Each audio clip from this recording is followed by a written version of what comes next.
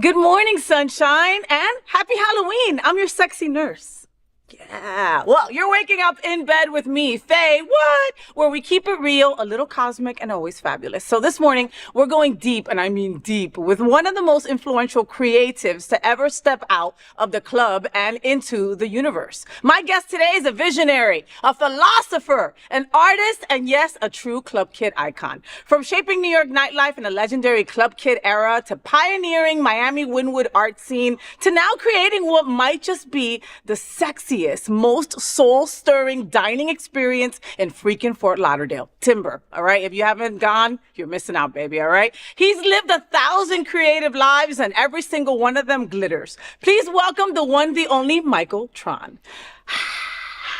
That's quite an introduction. Thank you very, very much. Oh, yeah. That was not easy to write, let me tell you. I bet it wasn't. Because it's you, Michael. Like, you encompass so much. And like what I said, like, you've lived 1,000 lives. I mean, and lives. you know, we're both huge pet lovers, and I do believe that we're very cat-like in that kind of, you know, like cats have 9 lives, and like we remember certain moments that we probably put ourselves in situations we shouldn't have been, or just, you know, moments that were just so much fun that we wish they never ended, you know? It's still going on. The moment is still going on. It hasn't ended. It's just one long, giant moment, but it's great. Yeah, starting in my teens in New York, or really starting as a child. But when you came out of the vagina, I did. And it was a full Technicolor life right from the beginning. So yeah, it was good. I mean, I grew up in New York, and things started right away. Yeah, well, I can see that. So let's go there, right, where it all begins in New York in the 90s, the club kid era. I mean, the looks, the chaos, the art, the excess, all of it shaped nightlife as we know it today, I think. Okay, what do you remember, or something that you remember vividly from that time? Maybe the magic, maybe the madness. Well, I think for me, growing up in Manhattan, I think was huge. And I don't know too many people who did that. So the whole culture of nightlife, art, fashion was pervasive and on top of all of New York City. So that was what I call like the Warhol era. So he was the unofficial mayor, 50s, 60s, 70s, and 80s, 60s, 70s, and 80s for sure. And it was just everywhere. So like even as a child, I would go roller skating in Central Park.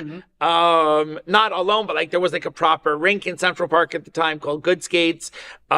When the whole disco thing really exploded, I remember when Saturday Night Fever came out and how pervasive that was. Certainly Studio 54 opened, and you couldn't, even as a child, you could not avoid knowing about what it was. So I was like always saying, oh, I can't wait to turn 18 so I can go there. And meanwhile, I didn't have to wait that long, nor did it stay open that long. But it was there. You know, I knew about it. I'm sure everybody else knew about it. Even like 2001 in Brooklyn, you know, was a thing. So just the whole vibe of like this world that was post-war, early disco, free love, and just hippies, and mixing all of that together was just like an incredible moment. Time. Yeah, it was right? an Moment that probably felt like it would never end, you know? You never think a moment's gonna end. You don't, because that's why it's a moment, right? Yeah. I mean, do you ever look at today's club scene or even drag culture, right, and see the echoes of that time? Yeah, for sure. I feel like the same thing has been echoing not only since that time, but if you look at like even the Renaissance, the aesthetics, the layering, the makeup, the sort of the fanfare of all of it, that's been going on for hundreds of years, just in different ways. But yes, for sure, the whole club kid thing, which was an accident actually. Like What do you mean it was an accident? Well, so the way that I got into it was I was going to music and art high school, and I was taking a fashion elective, but I was already going to a lot of clubs. By that time, I was 16 years old. And when I was about 14, I started going out on a weekly basis to a club called Area. So I said to my fashion teacher, you know, can I do a show and I'll videotape it and that will be my thesis project. And she said, yes. So I did, and it went very well and was very well attended by like cool people that I had known from the clubs, not high school people. And I did several more shows. I did one at the Saint. Okay, the first one was at Stringfellows. The second one, I think, was at the Saint.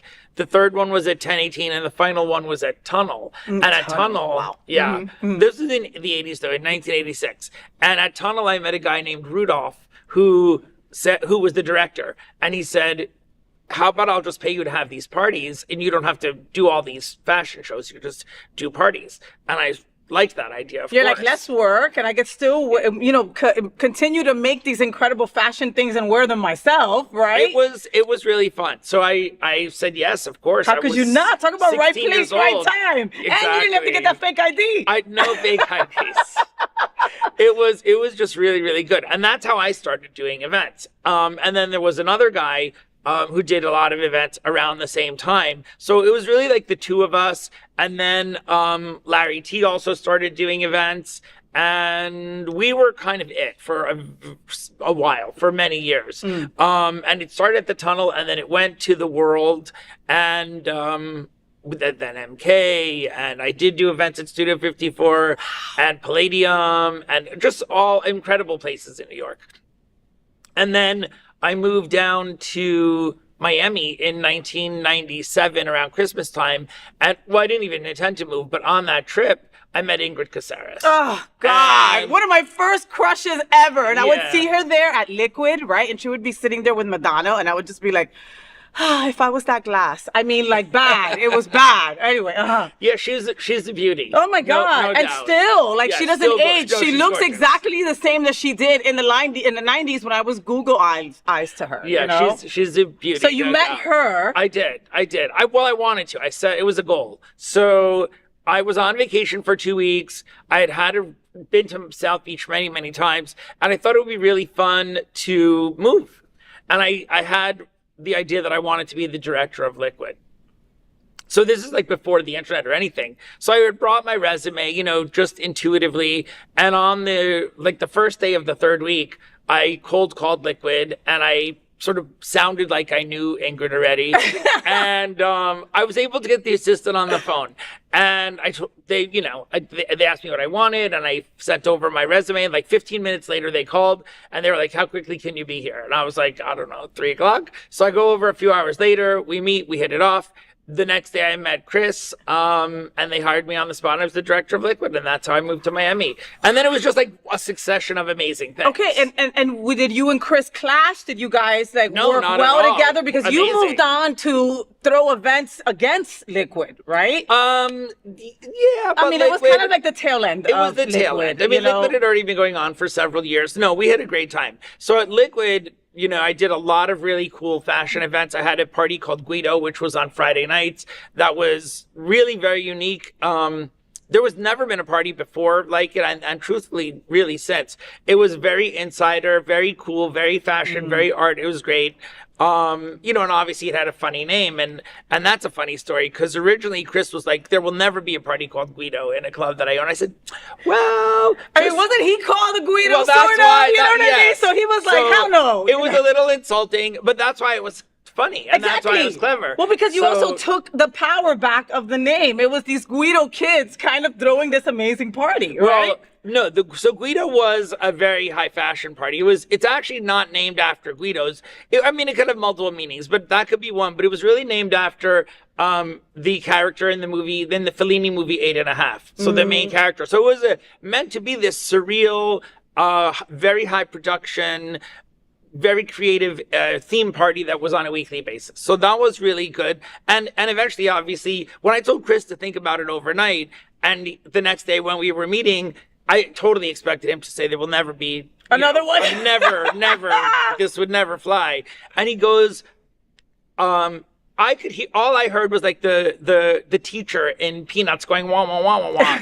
And I was like, oh, it's okay, I understand. He goes, no, you didn't hear me. I said yes. And so it was really cool. We had a great working relationship. He was very supportive. No, very encouraging, creatively, just and really super cool. hot, okay? And Chris and Pacello that was too. so damn good looking. Yeah. So that was the era that Chris Pacello was with Sofia Vergara. You know who Sofia Vergara is, right? Fake accent, just so you know, right? But I mean, that's where I met both of them, was at Liquid Nightclub when they were for first sure. together, you know? And you know, it's no secret about you and Michael Ehrlich and, you know, Party Monster and all that kind of stuff, right? I think there should have been some kind of, I thought there was a movie in the works or something about Liquid and Chris and Ingrid they and made a you movie. Yeah, and they all made a of that. movie But about no, it. but it wasn't good. Like, No, it wasn't doesn't- good. None of the films have been good. They're all bad. Maybe someone will do it justice at some point. But every nightclub, I can't even think of a good nightclub movie. The only good nightclub movie you can think of is like Moulin Rouge. And That's true. You know, like, is 54 good? It's okay. But it's definitely not a great movie. And thank God it's Friday. Not a great movie, but I really like it. I But feel you like liked it. if you're gonna do a nightclub movie, Thank God It's Friday is a good movie. Or the Village People movie, or Xanadu. But there's very few. Good. Very few. I mean, There's he's only very- named 5 out there's of millions very, of movies. Very few. None of them are considered good. No. I think they're good, but most people do not. Like, you sat through it, but it's not good, right? I mean, I can watch Xanadu and Thank God It's Friday and the Village People movie. I can watch them over and over. Right, but it's Xanadu, Michael. I know, mean, it's like, it's you know, iconic. it's Olivia Newton-John. I Like, you know. just can't. Like, you know it's bad. I was born and I was told, oh yeah, Xanadu sucks, but you have to watch it to be gay. Okay, no But you problem. know, there's a lot of people who You know. love it. It's like a thing. Yes, When no, it's a cult it's a classic. It cult really classic. is. I It mean, is. we're in Halloween time. It's like Rocky Horror, right? It's not a good movie, okay? Like, it's actually really bad, but you have to watch it, and it's your cult classic lineup that you have to watch. Yeah, well, Rocky Horror has a great messaging. Even though it is obviously has boring parts, but Don't Dream It Be It as the message, terrific. I mean, especially for our community, Yeah. you know? Yeah. So, cut to 2025, okay? And now we have this new chapter of Michael Tronn, the artist, the philosopher, right? The consciousness raiser, like, you know? I mean, like, I look at you not like I'm surprised, but like, what inspired that shift from It's not a edgy- shift. It's been a constant. Okay. So all the things. Okay, so you asked me about like my early life, and I said that it started at 3. So when I was 3 years old, I remember asking my grandmother, "Where does God live?" And she said, "Everywhere." What And- religious? I mean, what were you we're brought born up? Jewish, but Okay. like we're very like Jewish light. We're religious light. Okay. So I say we're Jewish-ish, but so I asked her, where does God live? She goes, everywhere. And there was like a lamp on the table, and I said, oh, like even in the lamp? And it was like a lamp with a pedestal that like looked like a Roman peasant girl holding a water urn. And she goes, yes, even in the lamp, everywhere. And I was like, okay. I didn't even ask any more questions. Like, I kind of just got it. And it really like gave me like a first idea about like physics and metaphysics. So that was always there. And I think it has woven in and out of my life. But thematically, if you look at hippie culture, club kid culture, punk culture, and any really counterculture, I don't even like to use the word counterculture, but let's say more creatively free, more liberated cultures, the messaging is always the same. So for me, the messaging is always the same. Be true the to thing, yourself. Yeah, it's a individuality versus homogeny, I guess, idea or concept. But if you can get the physics of life and the meaning of life and where you lie in it and how it all came to exist even at all in the beginning, then you can also understand that you're meant to be an individual. And Wow, that's deep, Michael. No, but I mean, it's so true. I think it's really true. So for me, you know, even doing events and it seems fun and it seems frivolous, it's not really frivolous at all. It's all designed. And I know this now. I mean, I didn't know it when I was 16, but the constant messaging through my creativity is just self-discovery, self-expression, self-acceptance, self-love, but for the purpose of doing that for others For as well. others, Yeah. So you yes. can do that for yourself and then you do it for others. And then hopefully that brings greater peace to the environment and to the world. And then of course you can extend it not only to people, but like to the planet and, you know, to everything to else. the universe and to energy, you know. Yeah. You said that you used to make art that challenged, and now you make art that heals. They were both healing, but in a different way. So the messaging is the same. So I had this exhibit in the design district called 33.1 Incisions, and not incisions like cut. It was a hybrid of the 3 different incision words that I created, which was insight, like to incite a riot, insight, like to think of something, and then incise, to make a cut. And that exhibit had 37 panels that were very tall, 12 feet high by 3 feet wide panels of just writing on them.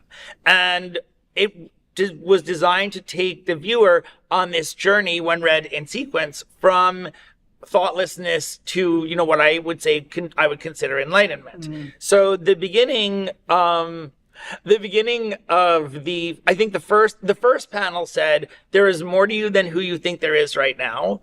And then the last panel said, the last 2 panels, when the real you surfaces, you will shine with the light of a million suns and earth will become heaven. So, and then in the middle were a lot of provocative questions and statements. So there was a guy there who I remember, who was really angered by the whole exhibit.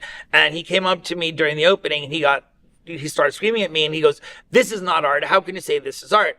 And I was like really in the zone and really calm. And I said, anything that anyone that they make says is art. I don't know if I'm saying this quite right. Is art. And he just got annoyed and he didn't even engage and he stormed out. And then there was another woman that I remember who was crying in front of one of the banners, and the one that really moved her was, if you continue on the path that you are on, will you have regrets when it's all over? And then the next panel over, which could have affected her too, which was, do you care more about the easiness of your own life or the future of the human race, or something along those lines? It could have been more earthly and not so human, but you get the idea. It was about, you know, the selfish sort of, I don't want to say selfish, but let's say self-centered versus community-centered. And so she was crying. And then there was lots of other people there too, who did not necessarily have these very obvious responses that I was aware of. But you know, it was a very interesting installation. I liked doing the text-based work. But then over time, I felt like it only resonated for people in the art world. So I thought, how can I say what I need to say to the people who actually need to hear it, not people who are already quite liberated, you know? Yeah. And I thought I would use imagery that was colorful, friendly, evocative of cartoons and video games and sort of candy. And that's the style that I'm working in now. So the meanings are all the same. And it's still true to you. You know what? You know, Basel is huge here. You've been a million times. What did you think about the banana and the tape bullshit? I feel fine about it. If I thought of it and someone was going to pay me 125 grand, I would be great. I don't know what the banana and the tape, the meaning of it was. Yeah. Or if it was just like a silly gimmick. Let's see if I can get away with this kind of deal. I don't know why anyone would buy that. I think it sold for what, 125? $100,000. Yeah, and then the guy ate the banana, and I was like mortified about. Like, I prefer your smiley faces. Okay, but, like that I really enjoy. Yeah, I don't know what the banana was about. Honestly, there is some weird stuff out there. Because that banana's gonna rot. Like, so I get you can always replace the banana, but it's not the same. But I don't know. It's not the same. Let's talk about your Smiley Hearts project, okay? Because I love it, and so that literally began with a 5-year-old asking you, "Where does everything come from?" My godson, yeah. So it began even a little bit before that. So in '91. I just was messing around with some canvases, and for no reason I created hearts, and then I put smiley faces in them. And they were cute. And it was a lot different than what I'm doing now. They were just line drawings. Then around, I don't know, 2009, 2010, somewhere, my godson was visiting me in Los Angeles with his mom. And we were walking down Venice Boulevard, and he just turns out over the ocean, and he looks and he goes, where does everything come from? And I give him, my story about it, and which includes the Big Bang, but it also includes like the propellant for the Big Bang, which is like a consciousness. And his mom said, you need to go home and write that as a kid's book now. So I did. Oh. And then I began working on the illustrations for many years, and something always was not resonating for me about it. Like, it was all pencil drawings and very, very small, elaborate and interesting, but not, it just didn't sit quite right for me. Then during COVID, I decided I wanted it to look more like a video game. So I taught myself digital illustration, and then that has led to what it is now. To where you are now, right? So COVID did do some good things to people. Loads you of know good what things. I mean? Loads, for sure. Let's talk about your latest creation, okay? And I'm gonna call it a creation because Timber. it is, okay? Yeah. Timber's beautiful, right? Timber is on La Solis Boulevard, and it is just gorgeous. It's an immersive experience. The food is delicious. They have vegan options, okay? Anything that your heart's desire. I was there for the opening, and then I went there for Michael Gongoria's birthday. Right. Honey, honey, I know it took years, all right? Because 5 this started years. during COVID, right? Before 2019. Before COVID. Yeah, 2019. It was amazing. So, yeah, for me, obviously, having designed it, that is the biggest art project that I have ever done. It's many, many millions of dollars and Clubs, years art, and years and years. Children's book, you're like, I want to open a restaurant. How does that thought process not exactly. happen? It's the third restaurant I did, but 2 were in South Beach, and one was art themed, and the other was called Rumi, which I did with 2 other guys. But Rumi after the poet. So like this spiritual thread like I said, it's just always there. So. And it's all tied together so beautifully. Like together. Hearing you tell the story, I can see the string Thank you. going throughout that. It's pretty freaky. There's even some more strings that I haven't gotten into, but so my friend Paul Brown is his name. He was involved in both of my partners were involved in Cash Only, which was what had been in the property where Timber is now previously. But Cash Only didn't last for too long. And so they opted to hold on to the property, but knew something else had to exist there. And I had known Paul since 2004 doing events in Miami. So he called me up and he asked me to take a look and to see if I would be interested in it. And the property obviously is really spectacular. So I said, sure, why not? Then I would say the rest is history, but it was a very long birthing process. It took 6 years to get open. So 1 year or so of planning, then 5 or so years of construction, and it finally opened last February. And yeah, there are 3 rooms. It is completely immersive, like you said. And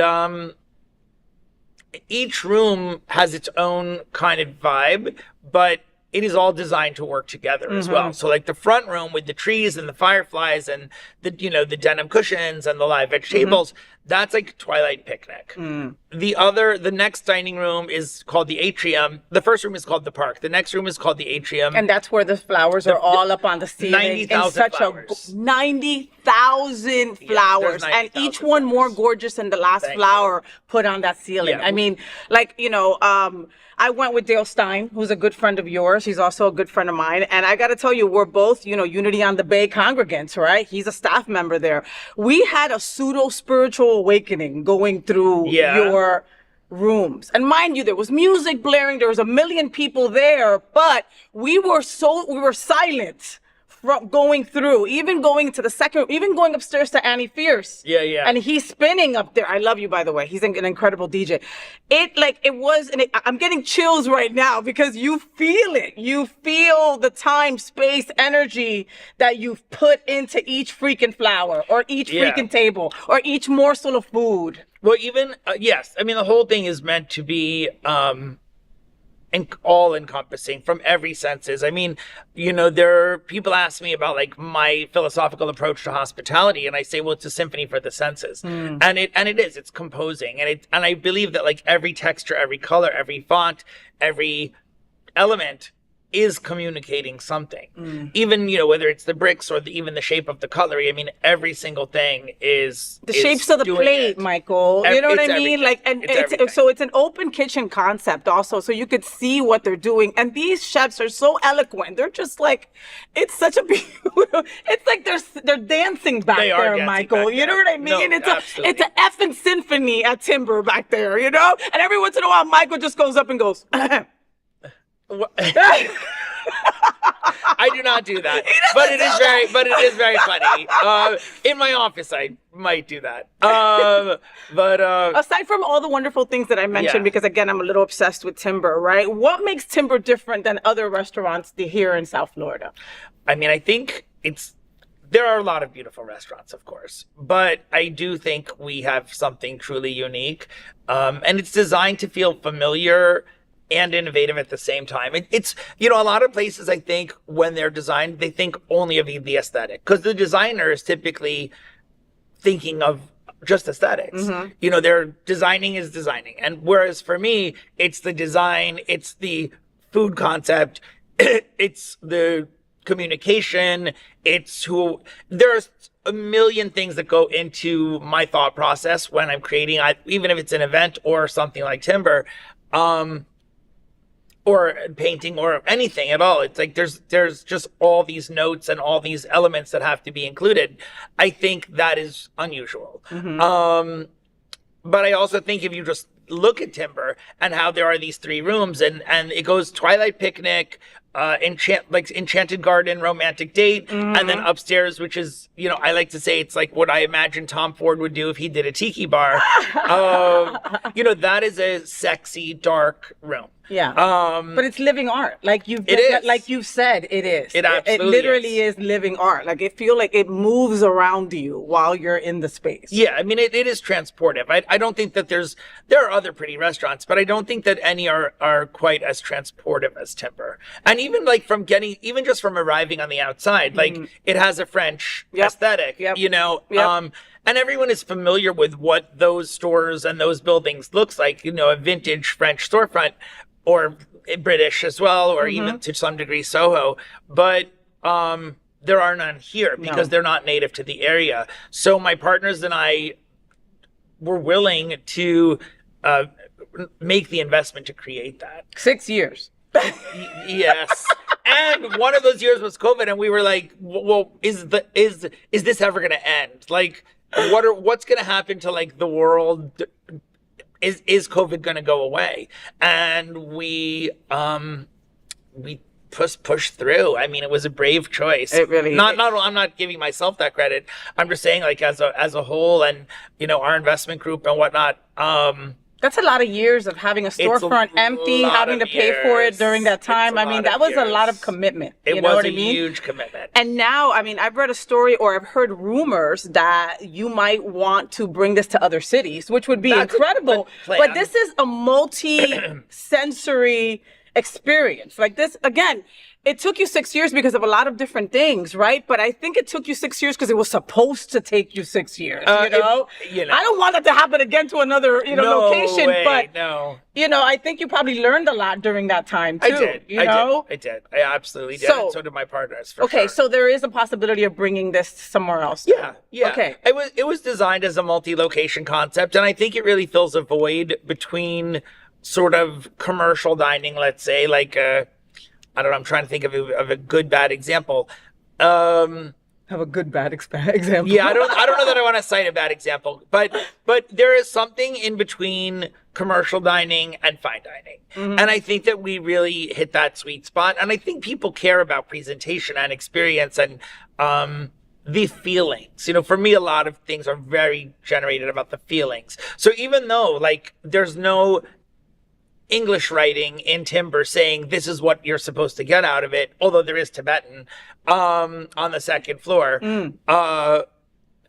What it's designed to do, even if it's not on the menu stated, or in an artistic statement stated, it is designed to inspire the imagination. It is designed to awaken creativity. It is designed to provide solace from, the grind. So I do think that people respond to that. And in fact, I know they do. I mean, I have really interesting people coming up to me and thanking me, people I would never expect, like jocks, truthfully. Yeah. Straight, like bros. Straight bro jocks all the time are coming over to me and saying, thank you so much for creating this, which means they understand it, and they understand it consciously. And I did not design it to be understood consciously. I designed it to be understood subconsciously. But for the people who get it, honestly, however they get it, though, thrilled. right? I'm I mean, thrilled. think about it. Some people are very visual. Others are very energetic. Others are I have to feel it, or what am I hearing? You know what I mean? Like I said, like there would be times where I was upstairs when Annie was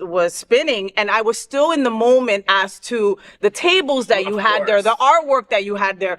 I don't drink, but I had this beautiful mocktail that like was effervescent, and like it was going through my nose all at the same time. Like, it's an experience, right? It's an experience, and it's something that you can't just go one time, because it's going to be a completely different experience the next time you go, all dependent on what the F you're going through. Okay? I'm sure that's what true. I mean? I'm Like, sure that's true. what's so crazy about it, No, it's meant to be a hangout. It's meant to be a clubhouse. It's not meant to be like a one-time or special events. Like, our food is beautiful, of course, but like I said, I think, it somewhere falls between the commercial and the creative, if you will. Yeah. Everything is creative, but the commercial and the and the high end, I guess I would say. So even though our chefs do have Michelin backgrounds, they're putting a creative spin on what is essentially elevated home cooking. Yeah. So it's very comfortable. It's meant to be comfortable. very comfortable. Well, you also have small plates that you can also share with others, and that's also, you know what I mean? That makes things a lot more comfortable too, Oh yeah, it's definitely sharing. Let's for sure. talk about the Stardust poem that you've woven throughout this place. Well, that's the Tibetan poem on the second floor. So Stardust is a poem about what we've been talking about philosophically. And the beginning of the poem goes, I am, you are, he is, she is, we are, they are stardust, or something like that. And it goes on for pages and pages and pages. And it starts with the individual, and then it gets into the life of the source of all that is. Wow. So it's the source recognizing itself through all of us. But what the purpose of the poem is, at least the portion of it that's on the wall, it's speaking to the same idea that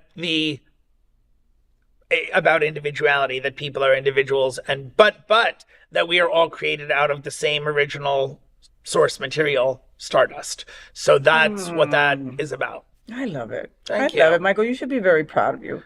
I mean, I'm not, but no, but why not? I'll tell you why. Why? Because I live with me every day, so I'm not aware of. I mean, when people point stuff out to me, then I'm aware. Yeah. But like, I live with the positive attributes of myself, and I live with the, insecurities that I have, and I live with the full me all the time. So I'm not like, I'm aware that I have more creativity than a lot of other people, but I wouldn't say that I feel proud of what you've done.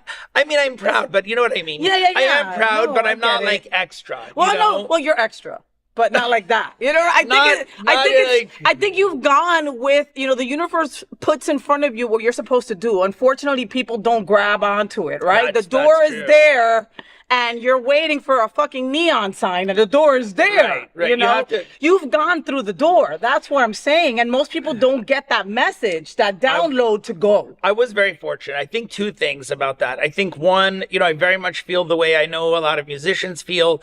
You're the catalyst. It's coming from and it's going through. It's not necessarily self-generated. I mean, I think, okay, I'm smart and I can have deep thoughts, but it's a calling and it's a mission, and it's manifested through creating and creative expression. There was something else I was going to say about that. Now I forgot what it was. But anyway, you get the point. Yeah. Because listen, Michael has said that. I do have one. I remembered the point. So in terms of taking the bait, so to speak, or going through the door. For me, the way that is just following my own heart and intuition. And I think that intuition is the way that we get there. But I think we're taught to not follow it. We're taught to try to fit in, even though I don't really believe that anyone can ever fit in with anyone else, because no two people are ever going to be the same. Yeah. No matter how hard you try, no one is ever the same. So even twins aren't exactly the same. They're not. Yeah. So the misconception of sameness is something that I definitely, try to inspire people out of. Because even as a club kid, you were part of a group of kids that all got dressed up fabulous and did all that, but you were still trying to stand out from everyone else. Everybody is right, doing their own thing. For sure. So I think, I think the way to open the door and go through the door is, listen to your heart if you can, or your intuition if you have the ability to. And if you don't feel it, then that is something to I think to look try into. To work on. Yeah, why? We were talking before the show about how LGBTQ plus were marginalized, so we're constantly not feeling as we're enough. Or we have kind of an imposter syndrome where they're going to find me out. I'm not as good as I really am, and I mean, and that's something to work on because we are enough and we are as good as anyone else. In a way, that's true. And in a way, the opposite is true too, I think. There does seem to be a abundance of creativity within the LGBT community.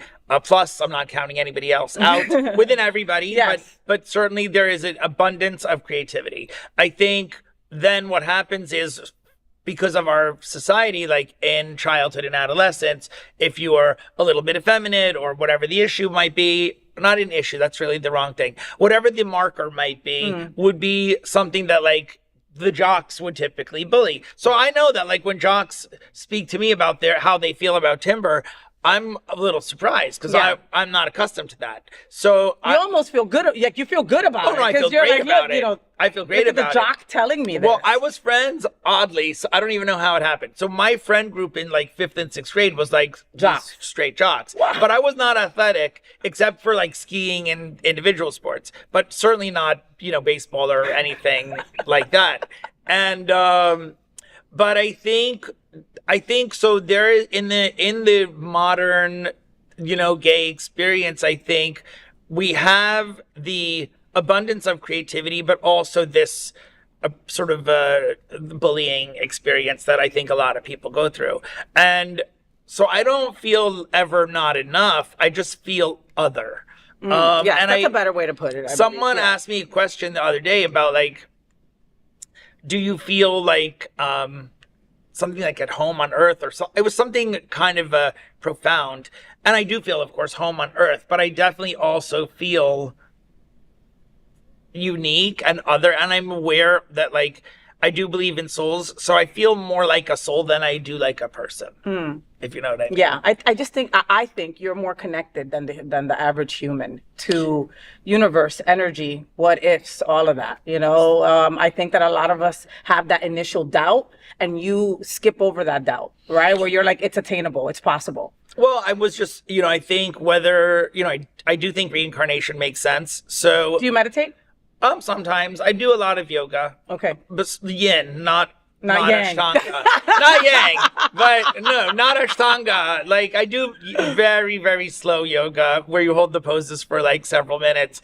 And I have gone through big meditation periods. I think, you asked me before about religion and Siddha yoga is the other thing that I was raised with. So that came into my family's life around the time I think I was around 14 or so. So your parents my mom was very interested in it. My dad to a lesser degree, but not close to it at all. My dad was more agnostic and I think my mom remains interested in spiritual things. The but Siddha yoga became a part of our lives in my adolescence, and I feel like that is my daily more spiritual leaning than straight up Judaism. Yeah. Even though I like a lot of what Judaism offers, particularly the no hell thing. A lot of people don't know that that's not a thing. that's not a thing in Judaism. Yeah. But I think that also scares a lot of people, even LGBTQ people, because in a lot of homes, this hell concept, it's in so many religious systems. Oh yeah, I remember being a kid. Like you don't, it's terrifying. it's an abomination. You don't want to go to hell, do you? Right. And this, now I watch South Park, so I have a different thought of That's Satan, good. right? That's good. But as a kid, you thought of this big, ugly, demonic black thing that was gonna burn you, because you were gay. Like, how absurd was that? But it's said by someone, by your parent, so you believe it as fact. Well, luckily I didn't grow up with that. But for me, the counterbalance of that is like, when I think about Source creating everybody, my new favorite quote that came like in the last, it actually came through this most recent Yom Kippur. I went to a service and I heard something similar, and then I've like really hung on to it, which is, on the day you were born, the universe decided it could no longer exist without you. And I love that. And to me, that really speaks to the individuality and to the coexistence of Source and the individual. Yeah. So for me, I love that. feel, thank you. I love that. I know people who write that on a birthday card every single year to someone. Oh, really? And it makes so much sense though, right? Yeah. This world could not continue without you being born on this day. The evidence is clear. That. You exist. Yeah. So you must have even if your existence is not maybe meant to, I don't know, be the president or whatever. Open up timber. Yeah. Well, thank you. That's sweet. But no, maybe it doesn't have to be like gigantic impact, but the impact can just be being yourself. The impact is whatever it needs to be whatever for you. It needs to be. Your life. impact could be with your neighbor. Your impact could be, with someone down the street. It doesn't matter how big or small. The impact is there and it's still a part of you. And everyone has an impact, no matter how small or minute you might think you are. 100%. Right? That's what I think. Like everyone has creativity. Everyone is of Source. Everyone has meaning. Everyone has purpose. Even in difficult experiences, I think about all different, shapes, types, ages, etc. It's all meaningful. It's all purposeful. And I personally feel like, life is a school and the challenges are our teachers. I would like to say the successes are our teachers too, but unfortunately that's less so is the general the general belief is that it's the challenges we learn the most from. I absolutely believe that. So no matter how you have manifested in this lifetime, there is purpose, there is meaning, there is Source, there is soul, there is an adventure for you, there is creativity within you, and it's just what I believe is like, we're all on this journey, what I call it, it's a bridge essentially. I refer to it as the bridge of enlightenment, but whether that is or is not, who knows, but it is certainly a journey of lack of knowledge into greater knowledge. And we are all living that every day. So, I think we all have that in common, no matter how it manifests. I was thinking to myself, I'm like, my God, Michael has done so much, right? Like what's next, right? Should I ask him what's next? No, I already know what's going to be next, so I'm not going to ask him. He's going to be like a freaking guru. You're going to have people like following you around. You're going to get that robe that you really want, right? Well, that is very kind and very sweet. Come on, the Church of Tronn. It could happen. I'm telling you. So it makes me think of Ram Dass. If you know who that is? Yes, we're all cool, walking each other home, of course. So Ram Dass is definitely one of, I don't want to say my idol, but someone I admire greatly, whose work I really resonate with. And one of his books, the book Be Here Now, is definitely one of my favorite books. That said, I'm definitely not looking for that kind of position per se, but what I do want to do is create experiences that are secular, through the art and through writing and books and theater and restaurants and any kind of experiential, this is redundant, but experiential experience that is all encompassing and that You're is doing designed. that, but you're doing that now. Yeah. So I am. You want to but there's- continue to do that Yeah, I will continue to do in that different for sure. ways. I mean, They're like the next thing, like with the art, for example, you mentioned the star seeds and the smiley hearts, which is like the same creative universe. That what I would like to have happen with that, and I'm designing for that, are immersive walkthrough experiences, like sort of like the Museum of Ice Cream and stuff. And so you're getting the messaging, but you're also having tons of fun. And you're getting it's the super backstory. colorful, and you're getting your Instagram post. Yep. So you're getting all of it together. I love it. And it's just meant to be super fun and super accessible. and your name se da pa eso. That's Spanish, by the way, right? It's for that. Like, it's like the Tron experience. Troniverse. Well- you know, like, it goes perfect, Michael. I mean, what's come really, on. What's really Forget funny, Dali. What's really funny is if you go use the movie Tron, Oh, that which too. I am not, Tron is my real. Yeah. Right. It's like Your not real a last name, made I up. know. It's not a made up thing. But Tron in the movie, his purpose is to help the user, so to speak. Mm-hmm.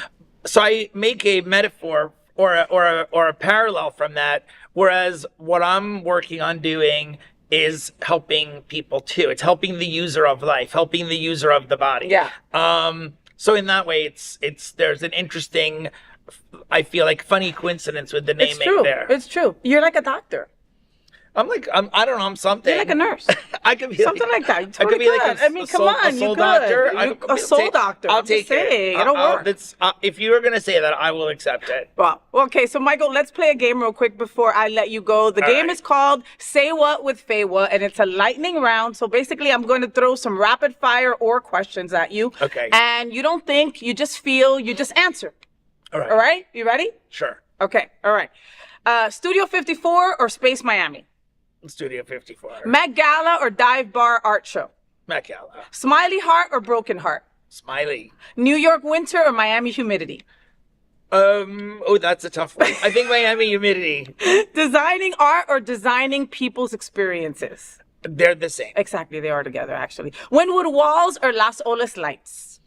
Oh, they're so different. I like them both. I can't choose. Candlelight dinner or sunrise meditation? Well, I'm not a morning person. Can we do it in a sunset meditation? Sure. Okay, sunset meditation. Sure. Paintbrush or pen? Paintbrush. Deep meditation or deep house? Ooh, they're the same too, actually. They could be the same. Right, they really could, right? Because, I mean... For me, dancing, especially to deep house, puts you in a meditative spiritual state. I mean, just think about it, right? It does. It does. Club music really does do that. Right. It absolutely does that. I mean, there was something about being on a dance floor, right before the place was going to close, and the place being packed, right? And everybody with their hand up in the air. No one thinking about, I got to get home. Where's my car? Where are my keys? None of that. Just being in the moment, knowing that the DJ was guiding through those last moments of being on that dance floor. Like, there's nothing like that. It gives me a memory of when I would go to Sound Factory in New York, and Junior Vasquez would play Back to Life by Soul to Soul. But the entire 2,000 people dance floor would be doing the bus stop. And I have never seen anything like that, ever, except that time. And it was amazing. And no, the people who, particularly the very, very soulful house music that has roots in gospel, for sure there are spiritual elements there. There's no doubt. Yeah. Yeah. You're taking church to the dance floor. You are right taking there, church to the right? dance Annie floor. Fierce, Absolutely. yes, you. I'm Absolutely. talking to you. Michael, I could talk to you for hours, and you've taken us from the club floor to the Cosmo universe. Like, I feel like centered.